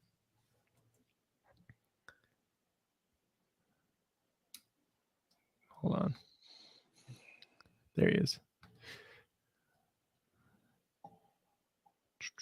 Come on, load. So his the vertical was in the bottom third, but the broad jump was in the 93rd percentile. The 40-yard dash was in the 96th percentile. The 10-yard split was in the 90th percentile. The short shuttle was in the 82nd percentile for Charles Cross. So overall, he rates out as a very, very good offensive tackle prospect in terms of athletic testing. He's a guy, when you watch his tape, he's pretty sound. Like there's not really anything wrong with him, but for whatever reason, you listen to Todd McShay, Daniel Jeremiah, these guys are getting intel from NFL teams and everything else too. He's always kind of that third offensive tackle off the board. I think for me, it's him and Evan Neal. That's the way it should be, but I'm not the end all be all. I'm not an NFL team. I'm not an NFL GM or anything else like that. So they are obviously have intel from people that say otherwise, but he's a very solid guy. There's some concerns about him just because he played in the air raid offense and he did a lot more pass blocking and didn't do a lot of run backing the past year plus since they moved over to that system, but he's still very good. Like this is like one of those guys, just don't overthink him. Like if you're an NFL team, he's going to come in, he's going to be an offensive, he's going to be a good left tackle for a long time. But you might get obsessed with Evan Neal. Like Evan Neal is probably going to be a very good tackle anyways, and he can have versatility even if he doesn't pan out at tackle. That's the thing with the other two guys is Evan Neal and Ekwonu. They both could move to guard and probably do pretty well there if they fail at tackle. So maybe that's why people like them more. They're kind of flashier. They're a little bit slightly more athletic, but Charles Cross does it very, very well. I don't want to undersell that by any means. So for me, he'd be like, if Evan Neal's 1A, he's probably 1B at tackle this year for me. So so if you want to go, I'm just going to go to Ekwonu too, just because like a lot of people had him as a riser, but I don't really have him as a riser as much because let's just see here real quick. So he was 6'4", 310 pounds. So him and Charles Cross are essentially the same size. He had 34-inch arms. Charles Cross had 34.5-inch arms. He ran a 4.39. Charles Cross ran a 4.95. Ooh. The vertical was 3 inches higher for Ekwonu. The broad jump was at 9 foot, which is 4 inches less. The short shuttle was slower at 4.37. And the 3-cone was essentially the same at 3.82. So they are very, very, very similar prospects in terms of athletic measurables. When you went through and see the on-the-field drills, it was clear to me that Charles Cross was much better in that regard. And I think there's some questions or not whether Ekwonu is going to be able to play left tackle at the NFL level. It's what he wants to do. He could probably be a really good NFL guard, but I still have questions whether or not he'll be okay enough or be good enough, at least at the left tackle position. So you see some mock drafts that him going number 1 overall to Jacksonville. That might be a Jacksonville move because they're Jacksonville, but I don't think that should be the choice at number 1, at least. Let's put it that way. He's probably, both those guys should go top 10 though. Like, I'm not trying to undersell that by any means. And then Trevor Penning out of Northern Iowa. So another guy's kind of close to my heart because he went to Northern Iowa, but this guy's kind of a jerk. So he tested really well. He did all right in positional drills. There's some lapses in technique and stuff there every once in a while. Pretty decent Senior Bowl. Obviously got into some stuff with guys like Tyreek Smith at defensive end because he's like throwing him down towards the end of the drills and stuff like that. And he almost took out Desmond Ritter's leg the one time. So, and if you're doing that stuff in the NFL, you're going to get called for holding. You're going to get called for holding, and you might get your quarterback hurt too. He's a guy that definitely plays through the whistle, sometimes too much. He's got a little bit of a temperament, a bully attitude, however you want to call it. Similar to like a guy like Richie Incognito that we've seen in the past. We don't like that. He's still a very athletic tackle. He's still a very good prospect in that regard. Similar to his teammate Spencer Brown from a year ago. He's a guy that was mocked in the end of the first round. Seems like he's going to go in the top 15, top 20 now at this point. I think for me, I feel more comfortable him going to the Steelers at like 24, but he might end up going ahead of that. He's going to be a Jet. Gotta hope not. Don't put that on Zach Wilson. I love Zach Wilson. That's my dude. So yeah, he's very interesting. So I think at this point in time, when we're looking at the offense tackles, we got Evan Neal, Charles Cross, Ekwonu, Trevor Penning. Those are like the 4 guys that are pretty much locked and loaded to go in the first round at this point in time. There might be some other guys that slip in there towards the back half. The other couple guys that I will mention, Abraham Lucas. This is a guy that started for 4 years at Washington State. Obviously, the Pac-12 is not what it once was, but he tested very well. Let me pull this up for Abraham Lucas real quick, too. So he was 6'6", 315 pounds. Very, very good size there. 33 and 7/8 inch arms. So typically, most teams like 34 inches. Pretty much, like you give them an 1/8 inch. We're not too worried there. 40 time was 4.92.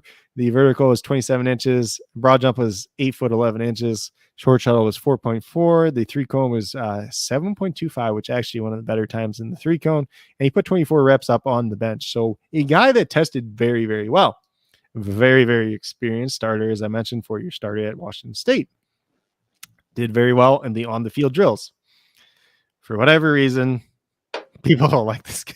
I don't know why they don't like him in draft like media world, but he's a guy for me. He could go in the back half of the first round. I wouldn't be surprised. I think he's going to end up being a second round. He's going to be a second round pick. And he's going to be a very, very good second round pick. He's probably going to play right tackle on the NFL level though. And he's going to be a very good right tackle for probably 10 years. And I wouldn't be surprised by any means. So maybe he's the next kind of like Mitchell Schwartz or somebody like that, where he's just a solid, consistent guy year in, year out. And nobody ever questions it. So that would not surprise me by any means. So I think he's going to be a value for some team, whether it's the late first round to a team like the Bengals that could use maybe an offensive tackle. They signed some guards in free agency. I'll give them that though too. Riley Reif, who played last year, he was pretty good at right tackle. If they bring him back or not, but even if you get him at the end of the first round, or if you trade back out of the end of the first round, move back a couple picks, somebody else wants to move up and you give him the early second round, that could be interesting too. So definitely somebody I like there. And then last but not least, the other guy that I do want to mention is Braxton Jones. He's out of Southern Utah. He's a guy that had a pretty good Senior Bowl for me. He's a guy that I did like as a developmental tackle. So keep this in mind. This guy is not ready to play by any means at the NFL level. And he is 6'5", 310 pounds. He had essentially 35.5 inch arms. So very, very long arms. He ran a 4.97. So for a guy that's his side, it's pretty good. 5.5 inch vertical, 9 foot broad jump. Yeah, 4.84 short shuttle, so that's a little bit slower. Didn't run the 3-cone or do the bench press. We'll see what that looks like when he does his pro day, if he does choose to do those. So a guy that held his own at the Senior Bowl for being a smaller school guy. Got it. Looked pretty good in drills. Moved pretty well. His feet. I don't have too many questions there. But he's a guy, if he goes to the right team, he's not going to be a guy that starts right away, but he's a guy that's going to sit around maybe a year or two, develop, and could potentially be a starter down the line. If not, is a very good swing tackle at the very least. So it's definitely something that I want to mention. And he's a guy like when I just watch him at Senior Bowl, I'm like, hey, this guy could be something one day, And then he tests pretty well at the combine. So I think he probably went from like a late day 3 pick to maybe an early day 3 pick, So if he's going from a 5th round pick to a 5th round pick, that's a good value there. So those would be the guys at offensive tackle. We can move into some interior offensive linemen as well. And I think the offensive line class overall this year, so even if I didn't mention somebody, there's a very, very good class. Yeah, we're talking about that. I'm excited to see what happens with some of these linemen. We were talking some of these, like, I mean, I guess, some of these big centers, like, who was I saying, like Jason Kelsey, like he's going to be probably gone next year. He'll probably be retiring. So it's going to be nice to have somebody replacing, Jalen's going to need that. Yeah. If Jalen's, still there, but he should be. Yeah. I mean, even another guy that I'll just mention too briefly at tackle, I kind of want to watch his film at some point, is Obinna Eze out of TCU. I think he's just a 1-year starter at TCU. He's transferred from somewhere else, if I remember correctly. He's 6'6", 321 pounds. He had 36-inch arms, which is pretty big. And like his testing numbers aren't the greatest. I mean, it's a 5.71 40 time, which is a little bit slower, but it's not awful. 27.5-inch vertical, 8'8" broad jumps, okay, 508. So the short shell and the 3-cone were a little bit slower. He only put up 18 reps on the bench press, but he's a guy that looked really, really good and smooth in the positional drills. So I think there's a chance, kind of another developmental guy. I wouldn't be surprised, but I don't think he rose like super, but like he just kind of caught my eye at least. Let's get into some interior guys. These are the guys I'm talking about that are going to be replacing and helping out a lot, with these running backs, keeping some of our quarterbacks up, Definitely center is going to be something that a lot of people are going to be replacing. That's a very important role. Very, very, very important role. You see these teams that don't really have a center, kind of like the Dolphins, or they had one in Ted Karras and they let him go for nothing. They go back to the Patriots, and then their offense line just kind of fell apart because they didn't have that veteran presence, that guy that kind of knew what he was doing, especially with a young quarterback too. Vikings. Yeah. Well, they wasted a 1st-round pick on one that didn't end up being that good either. I know. Every year. Sometimes center's hard though. Like sometimes the later round centers are the guys that end up panning out, honestly. But the interior offensive lineman, so the guy that really stood out to me, this is a guy that I love, close and dear to my heart. He also follows me on Twitter, so got to hype him up a little bit too. He dominated the testing, Cole Strange. He did very well in the drills. This is a guy that had a very, very strong Senior Bowl too. He got beaten 1-1 sometimes, but as soon as he got beaten 1-1s, right back at it and like neutralize the guy. So definitely a lot of competitive advantage there. He can play guard. He can play, took some reps at Senior Bowl too, played a couple games there in college. He went to UT Chattanooga, which is not a very big school. So level of competition, maybe a question there, but he did just fine at the Senior Bowl. So I'm not too concerned about it. Probably a guy that was early day. At one point in time, he's probably, before the Senior Bowl, he was probably a guy that was maybe middle of day 3, got up to the early day 3. I think he's a guy that probably goes in day 2 now. Kind of like Quinn Myers last year out of UW Whitewater, how he kind of rose up to around 3 last year. Similar type of story. Not going out in the woods and chucking stuff and snapping balls against trash cans or anything like that, but it's not as fun of a story, but a similar type of guy. Not as chunky with the belly and everything else like that too, but that's a whole nother story for a different day. Dude, Kentucky's getting beat right now. And then, good. Screw yeah. Dang, I got them going all the way to the end and losing to Auburn. That's crazy. My bracket's already screwed. I think I'm losing the Kansas championship anyway. So. They lost, bro. They lost. They did? They lost. 85 to 79. Yeah, I'm looking at it right now. Dang. They played who again? They played St. Peter's. Wasn't it like St. Peter's or something like that? Yo, yeah. There's your big upset for the day. Oh man, my brother-in-law. Shout out to my brother-in-law for being a Kentucky fan. Suck it. Yeah. That'll kill off a lot of people though. So yeah, I mean, I heard that destroyed my bracket. Yeah, so, I mean, they just didn't shoot. Like, damn. So let's get rolling here too. So we got Zion Johnson, who this was another guy. Probably he was a second round pick before the Senior Bowl, late first round. He's a late first round pick after the Senior Bowl.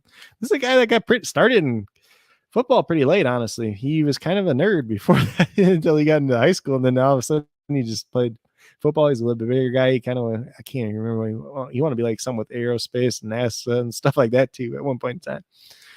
So he tested really well. He did well in the drills. So let's see. I didn't do Strong's numbers, did I? Nope. So let me go back to Cole Strange real quick. So he's 6'4", 307, 33-inch arm. So obviously he's an interior player. 5'03", 40 time, which was top 5 in the class. 38-inch vertical, which is probably top 5 in the class, top 6 in the class too. 10-foot broad jump, definitely up there as well. A 4.5 short shuttle, a 3-cone of 3.744, and Cole Strange had 31 bench reps. So that dude can hold his own. Dude. And then that's a hell of a dude. Oh my god. Yeah. And then going down to Zion Johnson, similar there. He's 6'2", 312 pounds, 34-inch arms. He did play tackle for a little bit at Boston College. I don't think he'll be asked to do that at the NFL level, but in a pinch, he could do it. 5.18 40 times, so middle of the pack there. 32-inch vertical, which was at the top of the pack. Then he had 9.4 broad jump, which was right at the top of the pack too. A 4.46 short shuttle, a 7.38 3-cone, which is very, very good. And then a 32 reps on the bench press for Zion Johnson, which was the top of all the offensive linemen at the combine that did perform the bench rep, which wasn't a lot, honestly. People don't do the bench rep anymore at the combine, it seems like, but he definitely dominated there. He's a guy that's going to go in the first round pretty much for sure at this point in time. He's another guy, like if Trevor Penning's gone or he doesn't go to the Steelers, then I wouldn't be surprised if Zion Johnson goes there because he could play guard, he could play center as well. So both those guys can play guard and center. So they are going to be very, very attractive assets. Then the other two I'll mention, Dylan Parham, who is out to Memphis, I believe. Yeah, Memphis. And let me go back to his stats real quick. He's 6'2", 312 pounds, 33 and an 1/8 inch arms. He ran the fastest 40 time out of all the interior offensive linemen at 4.93, 26 and a half inch vertical, decent there.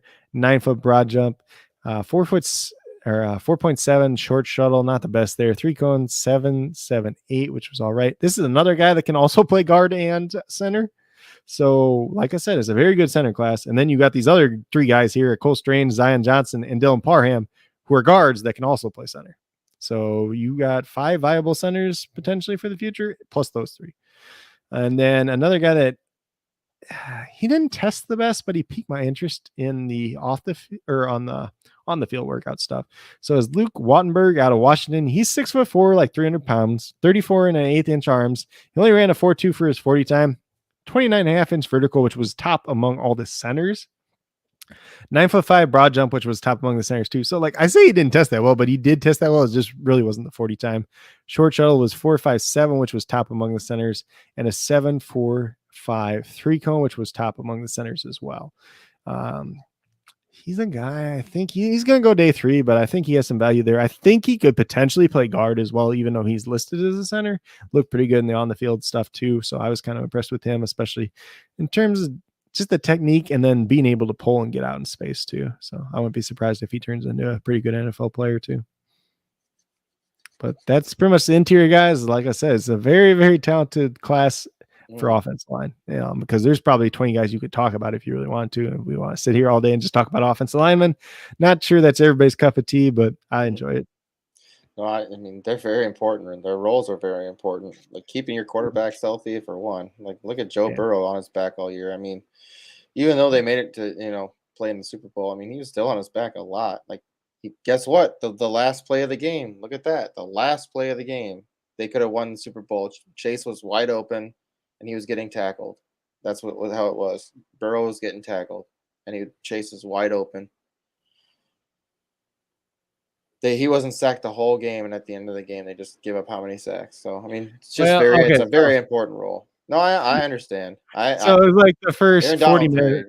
The first 40 minutes of the game, there was only 1 sack. The last 20 minutes of the game, there was about 6 or 7, which the Rams started stunting, and then as soon as they started stunning, the right tackle couldn't do anything, like essentially. And then when you talk about from Bengals perspective, if you're Zach Taylor, the coach or something, you didn't do anything to adjust to that either. So there's a lot of things that some of it's on the offensive line, some of it's not adjusting. There's a whole bunch of different things. Obviously, if I tried to adjust the offensive line this year, they said sign Ted Karras, who I was talking about earlier, who's a very good guy on the interior. You can play center, you can play guard. Obviously, he was a very good center 2 years ago with the Dolphins, and then last year when the Patriots needed him, he played guard at a very high level too.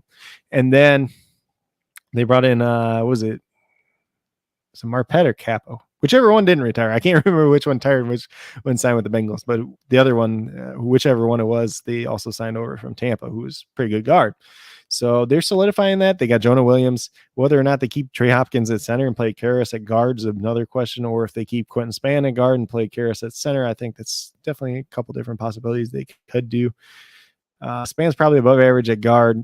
Hopkins is like the definition of league average center, but definitely once Riley Reef went down, that really hurt that offensive line. So if they can get a right tackle, whether it's bringing back Riley Reef, drafting somebody else to put behind him, if that's the case, or if they just go out and sign somebody, that's a big deal for them too.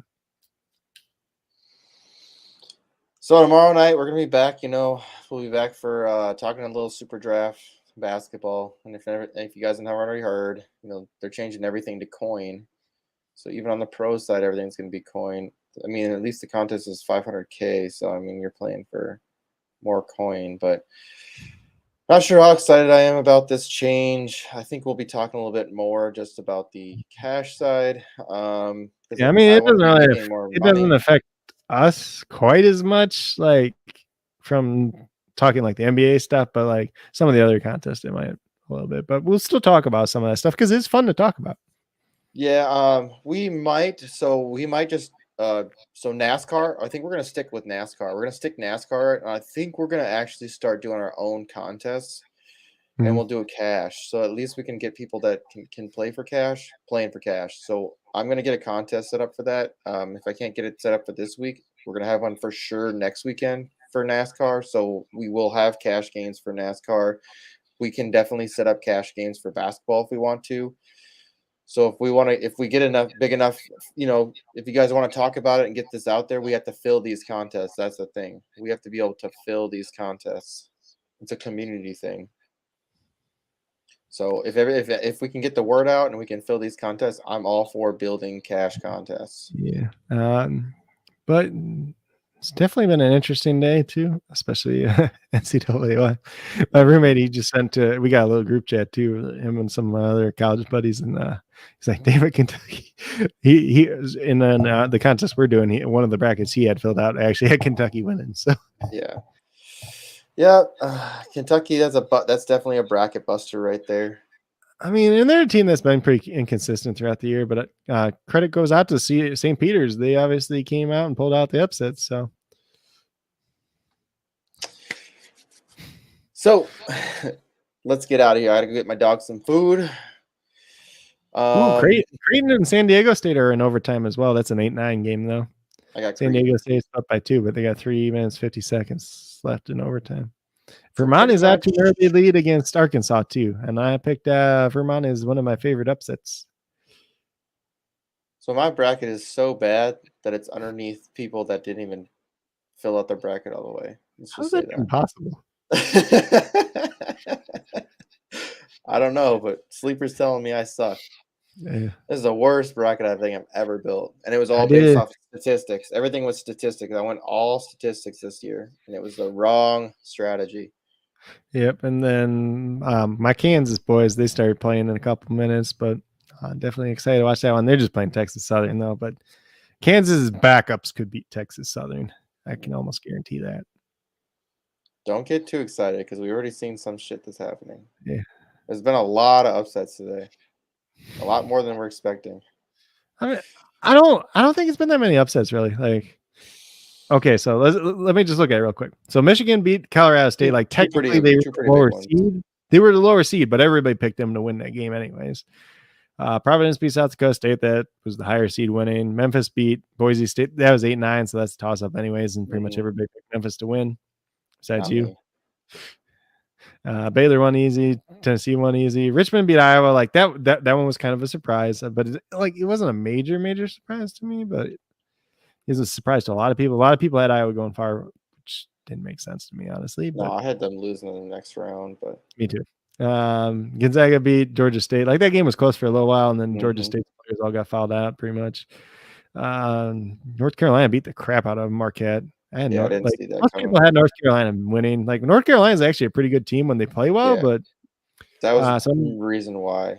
Yeah, New Mexico State beat UConn, but to me that game was a toss-up. I almost went back and changed it to New Mexico State, but I didn't think like UConn was that great either. So that was kind of a toss-up one. And then St. Mary's ended up beating Indiana by 29. They were losing early too. So it's really just the biggest one's the St. Peter's over Kentucky. I mean, like New Mexico State over UConn was kind of so essentially it was Kentucky and Iowa that were the real upsets today, but like the other ones were kind of predictable, at least, you know. Let's see if there's some other upsets that I told you I picked some other upsets that I think that might happen, but they're really dirty. Like what? What was it? I'm really rooting for this Vermont one because I know a lot of people that have Arkansas going pretty far. And I don't get it. Like Arkansas has been so inconsistent. No, I picked Vermont. Yeah. Let's see. I think even if Arkansas wins, UAB, I got UAB beating Houston. And I don't see that one happening. I got Chattanooga beating Illinois. I really doubt that happens. I really, really do. Like, and if it does, I'll probably be sad because I have Illinois going Final Four. So it's going down, baby. All right, let's get out of here. My biggest ones left right now. So the two major upsets I picked in the first round was Akron over UCLA and Vermont over Arkansas. So hopefully both those can still happen tonight. They probably will because So David said you saying no more free cash games in SuperDraft. Well, technically they were never truly free. Yeah, but Dave will be in the talks. Yeah, we'll explain it more to you. All right, let's get out of here. It's been a long night. It's been a long episode, but hopefully you guys gained something out of this. If you like listening to me talk about offensive line prospects, that's cool. But if you like the fantasy stuff, you probably want to watch the first part. Yeah, I'm gonna start. I'll get some of these timestamps so that we can get this rolled out to some people so I can use it for future stuff. But let's get out of here. Tell them where to find you out, brother. So you can find me at Coach Craig Sport on Twitter, on Coach Craig Sports and YouTube, at Coach Craig's on Patreon.com/Coach Craig Sports. If you're into this rookie stuff, I literally have a spreadsheet that has every metric that's tested. Like at the combine, the pro days and stuff like that, I'll put in a spreadsheet as up to date as I can make it as possible. Obviously, some of that news gets slow rolling coming in as the pro days go through. But if you're interested in that, check out the Patreon, $2 a month. Pretty useful information. You get my ranking stuff. I'm still watching them. I still got a lot of film to watch myself personally and some of my prospect notes and everything else like that. I will say today that Justin Ross did run for Cincinnati or for Clemson. So he came in at 6'3.5", like 216 pounds. Doesn't he have a vertebrae problem? That was his neck, right? Or his neck, He ran a 4.63 40, which is not good. His 10-yard split on the 40 was a 1.76, which is one of the worst ones I've ever seen for a wide receiver. But it's also noticeable that he was coming off a foot injury and he only had a couple weeks to prepare for it, but still terrible. Yeah, so he's a guy like a really good prospect. If you want to talk about a guy that's a faller that has a lot of injury concerns in his career and just had production as a freshman and couldn't separate as a junior, that's a guy that's a faller, and he's probably going to go day 3 now. Probably, I think around round 5 is probably where he's got. I talked to one of my buddies who said he probably ends up in that same range too. So, all right, let's get out of here. You can find me everywhere: JCMoneyDesign, Instagram, Twitter, YouTube, Sleeper, SuperDraft. All right, let's get out of here. Peace.